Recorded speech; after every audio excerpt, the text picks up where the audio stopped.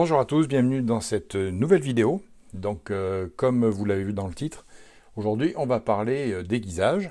Et pour ce faire, je vais utiliser le kit Lansky. Alors c'est le kit que j'ai depuis déjà pas mal d'années et qui fait bien le travail. J'ai pas de partenariat avec Lansky, donc vous faites ce que vous voulez. Si ça vous intéresse, vous pouvez utiliser ce kit ou autre chose. Vous pouvez utiliser Piaro ou d'autres systèmes. Le but en tant que survivaliste, c'est que bon, forcément on a certains couteaux qui sont des outils pour nous et on a besoin d'entretenir nos outils. Et un couteau, par définition, il faut que ça coupe. Alors pas forcément rasoir, hein, ça dépend de ce que vous cherchez, mais le but c'est d'être capable d'entretenir soi-même ces couteaux et de s'assurer de leur donner un tranchant qui correspond à nos besoins. Alors ce qu'on va faire, on va vous faire un petit tour rapide sur le kit Lansky, je vais vous montrer comment ça marche. Et ensuite, on va aiguiser en temps réel un couteau, un de ces couteaux, d'ailleurs pas ceux que vous voyez là, un de ces couteaux, et puis on va voir si effectivement on est capable, je vais vous expliquer les petites astuces que j'utilise pour être capable de m'assurer d'avoir un tranchant qui tient la route. Donc le kit Lansky par lui-même, c'est assez simple. Vous avez à l'intérieur, donc celui-là c'est un modèle avec 5 pierres. Il existe un modèle qui est un peu moins cher avec 3 pierres et qui fait tout aussi bien le travail.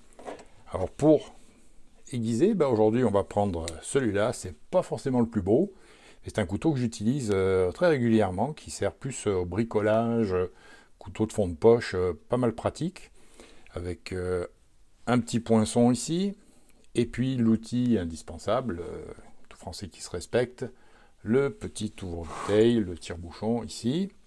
Voilà, et l'avantage c'est que la lame donc est verrouillée et qu'il faut appuyer sur la sécurité pour la déverrouiller, comme pour l'ouvrir. Voilà.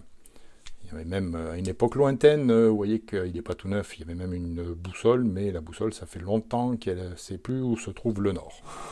Donc on va utiliser ce petit couteau et puis on va essayer d'y redonner un tranchant, de manière à ce qu'on puisse l'utiliser à nouveau. Donc, juste pour vous montrer. Voilà, ça fait un petit moment qu'il ne coupe plus. Donc on va utiliser ce couteau. Alors le kit Lansky par lui-même, premier objet important, c'est la pince qui va nous permettre de tenir donc notre lame, de s'assurer que notre lame ne bougera pas pendant l'aiguisage. Petite astuce que connaissent tous les possesseurs de kit Lansky, c'est que sur cette partie ici qui va être en contact direct avec le métal, bon, pas sur un couteau comme ça serait pas bien grave, mais si vous avez des lames auxquelles vous tenez un petit peu plus, en rajoutant simplement du duct tape ici, vous vous assurez de ne pas laisser de marque quand vous allez serrer, quand vous allez verrouiller votre couteau. Ici, vous avez deux vis. Alors on va placer la lame à sa position, on essaye de se mettre approximativement au milieu de la lame, et on va serrer, on ajuste la première vis, et après on serre, elle était déjà ajustée, on serre ici la deuxième vis, qui va faire que le système ne bougera plus.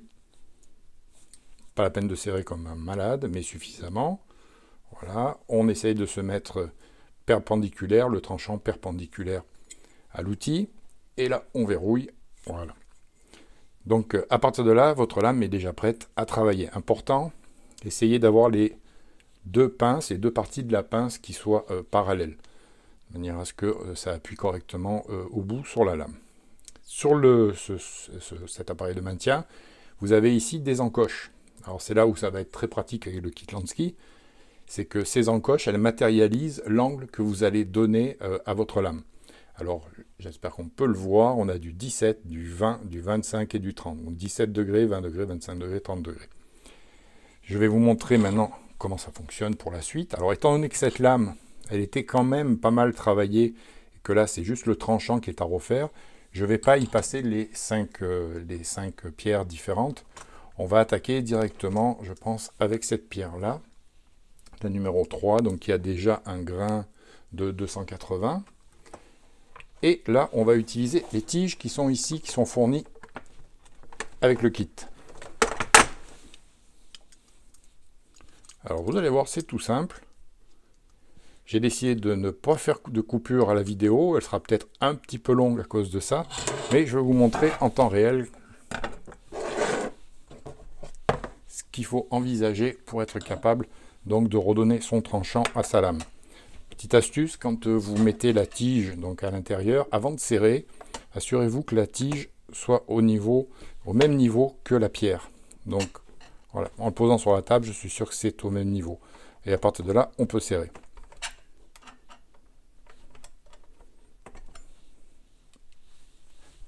Une fois que c'est fait, on peut démarrer.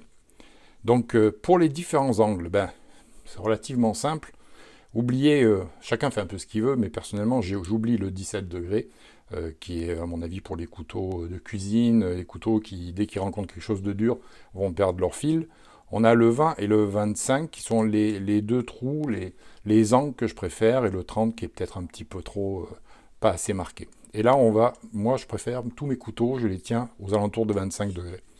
On va simplement passer donc la tige dans le trou, et on va frotter délicatement, comme ça, la pierre sur la lame. Alors il existe un support qui se met, qui vous permet de fixer le système sur la table. Vous voyez, il y a un trou ici, à cet endroit-là, et il y a un support où on peut enclipser donc, le support sur un autre support. Bon, personnellement, je préfère le tenir à la main pour garder le contact avec la lame, etc. Donc on va juste passer la pierre, pardon, quelques fois comme ça, et vous allez comprendre ce qui se passe. Pour l'instant, sans compter le nombre de coups, la façon de faire exactement, j'ai simplement donc poncé un petit peu, raboté un peu de ce côté-là. L'autre côté, par contre, n'a pas été touché. Et là, je vais me servir de mon ongle pour aller essayer de trouver ce qu'on appelle le morphile, c'est-à-dire que en ayant limé de ce côté-là, il va apparaître une espèce de bavure de l'autre côté. Il faut que j'arrive à retrouver cette bavure de partout. Alors, je ne sais pas si vous pouvez le voir, mais l'entendre. J'ai mon ongle qui accroche par ici et qui n'accroche pas par là. Donc ça veut dire qu'il va falloir que j'insiste sur les zones où je n'ai pas eu le morphile.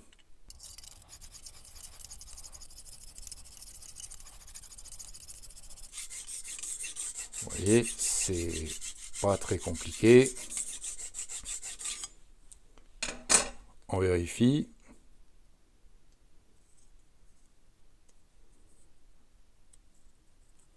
Il en manque un peu sur la pointe.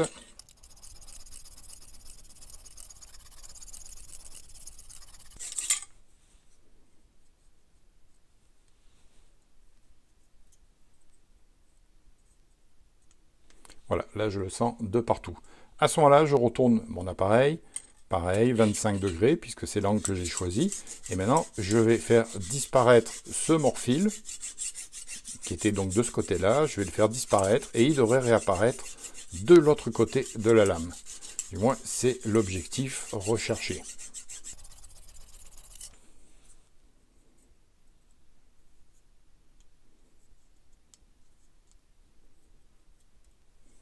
Alors, toujours pareil, les endroits où je sens rien, c'est les endroits où je vais insister un petit peu plus. Alors vous pouvez frotter comme ça, vous pouvez frotter dans le sens qui vous convient. Je ne sais pas si ça fait réellement de différence, toujours est-il que moi ça fonctionne comme ça, donc je continue comme ça.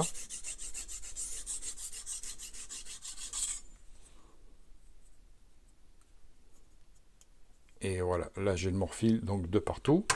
Je vais m'arrêter sur cette pierre-là. Avant de passer à la suivante, je vais vous expliquer brièvement ce qui se passe avec une magnifique représentation 3D. Je vais vous expliquer ce qui se passe quand on aiguise comme ça, quand on passe la pierre. C'est tout simplement que quand je passe la pierre de ce côté, donc que je vais raboter de ce côté-là, je vais créer à un moment, en usant de la matière, en enlevant de la matière, il va se créer une espèce de bavure ici. Et c'est ce que je vais chercher. Je vais chercher à développer cette bavure. Une fois qu'elle est là et que je la sens, que j'ai l'ongle qui accroche dessus à chaque fois que je le passe, sur toute la longueur du fil de la lame, je vais passer de l'autre côté, et à ce moment-là, on va éliminer cette bavure, et puis on va la recréer à ce moment-là de l'autre côté, etc., etc. On va la réduire au maximum jusqu'au moment où il restera pratiquement plus rien, et avec la dernière pierre, on va se retrouver à polir tout ça, et ne plus avoir de morphile, et avoir simplement le fil de la lame. Donc là, on va passer à la deuxième pierre. Récupération de la tige métallique. Toujours pareil, posé sur la table. On serre. Alors pour ceux qui se demanderaient, il y a de l'huile ici qui est fournie d'origine par Lansky. Personnellement, j'en mets un petit peu sur les pierres de temps en temps pour les nettoyer. Ça n'a pas tellement, c'est pas nécessaire d'en mettre à chaque fois que vous faites quelque chose. Alors toujours pareil, comme je ne sais plus de quel côté, je cherche le morphile. Effectivement, il est là. Donc s'il est là, c'est ce côté-là que je vais poncer en premier. Toujours à 25 degrés. Donc on va affiler jusqu'à ce qu'on se retrouve avec un nouveau morphile de l'autre côté.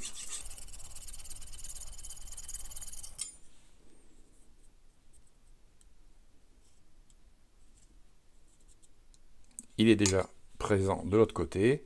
Je reviens donc sur ce côté-là, côté où il y a le morphile. Et je lui remets un petit coup d'aiguisage. Essayez de vous faire une vidéo pas trop longue, mais je vous assure qu'on est déjà pas très loin de la solution.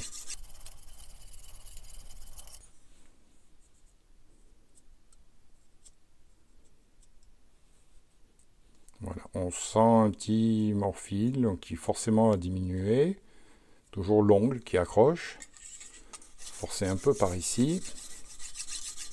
Et ensuite, on va passer à la dernière pierre. Alors la dernière pierre, vous allez voir, c'est carrément une porcelaine. Et c'est ce qui va éliminer toutes les petites rayures qu'on peut voir sur la lame ici, peut-être. Voilà.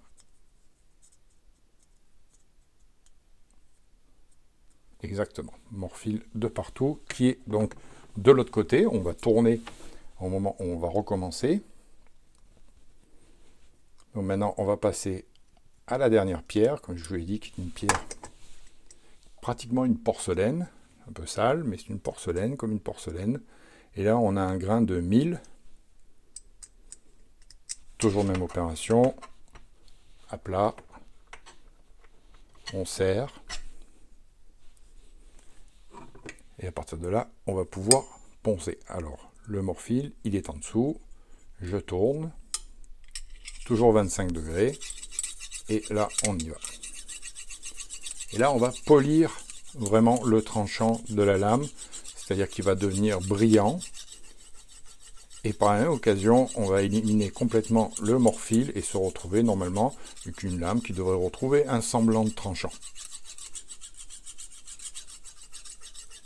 Alors tout l'intérêt de ce kit, c'est que vous avez donc un guide qui fonctionne quand même relativement bien pour maintenir un angle constant sur vos lames. C'est à peu près la plus grosse difficulté quand on commence à aiguiser, c'est d'être capable de maintenir l'angle dans lequel on aiguise nos lames. Et ce qui veut dire que comme là, moi je suis généralement à 25 degrés, ça veut dire que généralement, à chaque fois que je reviens sur mes couteaux pour leur redonner un coup de tranchant, je ne me casse pas la tête, je sais que c'est du 25 degrés, et je travaille toujours à 25 degrés, donc le travail est assez rapide, assez limité. Alors évidemment, vous l'avez compris, vu qu'on travaille avec un angle, et qu'on se déplace, si je me déplace très loin, à un moment, je vais être obligé de diminuer mon angle pour remonter, et il va être plus obtus ici et moins vers là-bas. Donc ce qui veut dire que pour faire des lames qui sont longues, vous allez avoir des problèmes avec ce kit. C'est un kit qui est vraiment fait pour les lames courtes, des lames de cette taille-là, quelques centimètres de plus. Mais ne comptez pas aiguiser ça avec votre kit Lansky. Ça risque d'être un petit peu compliqué, il faut le faire par étapes, par morceaux. Donc là, on valide le morphile. J'en ai un petit peu de ce côté encore. Donc tout réside finalement, tout le secret est dans l'ongle. Si ça accroche, il faut limer. Si ça n'accroche pas, c'est que l'opération est terminée. Voilà, on va essayer d'aller vite.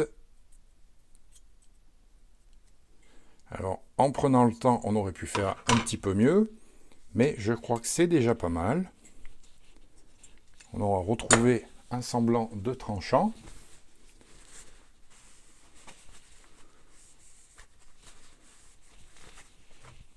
tester ça de suite.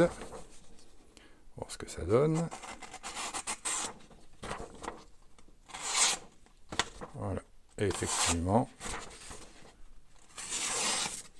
on a retrouvé le tranchant qu'on n'avait absolument plus. Il y a un petit point par ici. Voilà. Vous voyez que sans être une lame de rasoir, c'est un couteau qui coupe. On va même pouvoir un petit peu s'enlever des poils si nécessaire. Voilà. Confirmé, les poils sont ici. Donc, vous voyez, le couteau a retrouvé un début de tranchant. Alors, effectivement, on pourrait continuer un petit peu plus, polir un petit peu plus. Ça va être de mieux en mieux. Mais déjà, le résultat est largement suffisant. Donc, pour moi, ben voilà, ce que je vous disais. Donc, généralement, mon angle de coupe, mon angle de déguisage, c'est aux alentours des 25 degrés. En dessous, je trouve que les lames sont effectivement plus coupantes, mais plus fragiles. À 25 degrés, je trouve que c'est un bon compromis. Je vous ai parlé du kit Lansky. Maintenant, libre à vous de prendre d'autres systèmes. Et puis, ben, surtout, amusez-vous à entretenir vos couteaux. L'intérêt avec cet appareil, c'est que vous êtes guidé dans l'angle que vous allez utiliser. Et donc, vous ne pouvez pas vraiment faire d'erreur. Vous allez vous retrouver avec un aiguisage en V. Alors, je sais qu'il y a des aiguisages qui sont différents, plus gonflés, convexes, etc. Mais pour un aiguisage en V, sur la plupart des couteaux, vous êtes capable d'avoir des résultats qui sont tout à fait acceptables. C'est le cas de mon petit couteau utilisé régulièrement.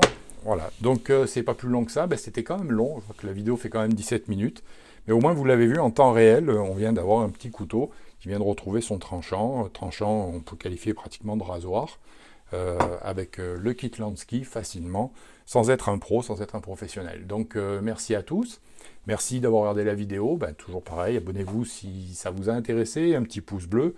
Un immense merci à mes abonnés Patreon, et puis on se retrouve très bientôt pour une nouvelle aventure. Merci, au revoir.